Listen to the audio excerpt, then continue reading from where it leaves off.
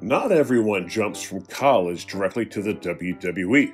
For some, the road to the big show, not that big show, can be a long and arduous one, where you do all kinds of interesting things to make a name for yourself. I'm Senior Siete for 7 Wrestling. Let's take a look at 7 WWE superstars with controversial pasts. Now, before we get into this, we appreciate your support, so if you enjoyed this video, please hit the like button, subscribe to the channel, and figure 4 leg lock that notification bell. Also, know that we aren't judging these wrestlers. Not all wrestling needs to be the PG kind you see in the WWE. Much like movies have a wide variety of content, so too should our sports entertainment. Number 1. L.A. Knight. 46 different men have served as the commander-in-chief of our great nation, but only one of them has held the lofty position of WWE Hall of Famer. I'm of course talking about Donald J. Trump, and everybody probably assumes that Donald's favorite wrestler is Bobby Lashley, the muscular specimen who helped Donald keep his trademark coif when he put it on the line against Vince McMahon in a hair versus hair match at WrestleMania 23. But nah. While the Donald has a few children, Donald Jr., Ivanka, Melania, Eric, Tiffany, Barron, there's one we don't hear about very frequently, none other than El Hijo de Trump. Yeah, that's right, and on several occasions El Hijo de Trump has stepped into the wrestling ring to defend his father's honor, most notably at the Coastal Championship Wrestling Cinco de Mayhem show on May 5th, 2017. And while it seems like El Hijo de Trump does share his father's flowing blonde locks, over the course of the match it was revealed to be a wig. And once we saw this talent without his actual hair, he bore a striking resemblance to a certain WWE megastar.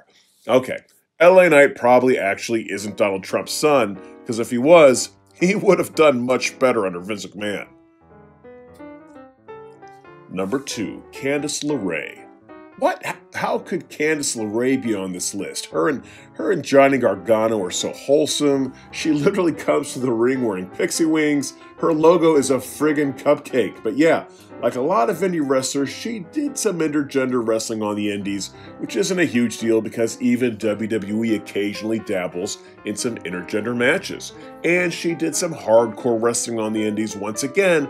WWE occasionally dabbles in some hardcore matches, but our dear beloved Poison Pixie participated in an intergender hardcore match that still has us wincing in discomfort. It took place at the July 27th, 2014 Pro Wrestling Guerrilla show in a guerrilla warfare match between Laray and her partner Joey Ryan against the Young Bucks. Now for starters, she was on the receiving end of a super kick from Matt Jackson that was done with a shoe that was covered in thumbtacks. Yikes, I tell you, it left her forehead looking like a friggin' saltine. And as payback, she would hit him with what was affectionately known as the ballplex. That's where you grab a fella by his nether regions and toss him over your head. But seeing as this was a hardcore match, Laray would proceed to toss a handful of thumbtacks down the front of Matt Jackson's tights before hitting him with that lewd maneuver. Ow, ow, ow, ow, ow. Man, are we sure these are the same people? Number 3, Bubba Ray Dudley. Wait, why is Bubba even on this list of WWE wrestlers? Well, he did have a role in WrestleMania, so we thought it'd be cool to include him here. Sometimes we play a little loose with the rules here, and yeah, while we could include him for some of his legendary obscenity-laced tirades he went on during his time in the original ECW, that just didn't feel right, considering how fond of swear words our current final boss tends to be. No, what we're talking about, and know that we're going to try to speak very vaguely about it so as not to lose our monetization, is a certain cameo that Mr. Dudley and his buddy Tommy Dreamer made in a adult film. It's true, and also very odd. Midway through what seems like a very run-of-the-mill movie, the camera cuts to the ECW originals, Tommy Dreamer and Bubba Ray Dudley, stopping by to say hello. It isn't part of any kind of plot point. It definitely interrupts the action, and I can't imagine it adding to the allure of the moment for anyone who is watching it for inspirational reasons. Man, I'm really stretching my vocabulary here, trying to keep this clean. Anyhow, I debated including this on the list because, every other segment involves an actual moment that takes place in actual wrestling, but I felt the need to include this because Bubba Ray is absolutely wearing some kind of ECW branded jean jacket. So if anything, he was there as representative of the company. And that wasn't even the worst thing Tommy Dreamer's ever done. I mean, remember when he drank The Undertaker's tobacco spit? Ugh. Number 4, Shotzi.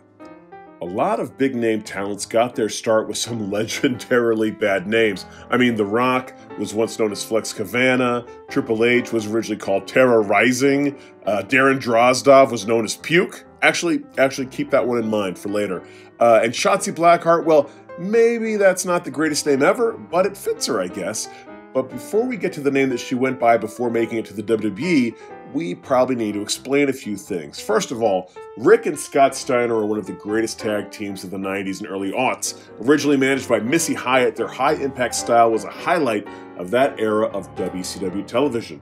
And Scott Steiner, before he became Big Papa Pump, is credited with popularizing such moves as the Frankensteiner, which is very cool, and the Steiner Screwdriver. Holy cow, it's amazing. Amazing. But yeah, never do that move again. Wow. You may also know Rick Steiner is the father of current WWE phenom Braun Breaker. Now, there's an organization out of Oakland, California known as Hood Slam that features edgier, more adult acts. They do a lot of parody characters, among them being Rick Scott Stoner and Scott Rick Stoner, otherwise known as the Stoner Brothers. Ha ha ha. 420 humor. Well, that's not so odd for WWE. They had The Godfather talking about rolling a fatty for that pimp daddy and X-Pac saying that, your ass was grass and he was going to smoke it. But when Shotzi used to manage the Stoner Brothers, her character was a parody of Missy Hyatt. And her name was Missy Hyatt. Yeah, Missy Hyatt. Well, still better than Terra Rising. Number 5, Kevin Owens. Hey, welcome to the most uncomfortable entry on this list. In professional wrestling, there's a term known as cheap heat. That's when you say something that wouldn't come up in a normal conversation to a certain audience to get them to not like you. Something like, hey, the Mets suck. Yeah, you wouldn't bring that up in New York unless you wanted people to boo you. And not surprisingly, there are equivalents in movies and television, like when a character cheats on their girlfriend or is mean to animals or, if anybody's racist. This is all code for, this is a bad person, boo them. So maybe it isn't unusual that from time to time a wrestling organization has tried their hand at a storyline with subtle or not so subtle allusions to racism. The WWE certainly isn't immune to this. But Pro Wrestling Guerrilla took it to an uncomfortable level back in 2005 when current AEW announcer Excalibur and current WWE superstar Kevin Owens cut a promo against the Human Tornado and El Generico and dropped some N-words. Yeah, N-words with hard R's. Now, we're not in the business of telling people what to be offended about. We don't think Leonardo DiCaprio is a racist for using that word in the movie Django Unchained, and by all accounts, the Human Tornado himself was the person who originally came up with this angle.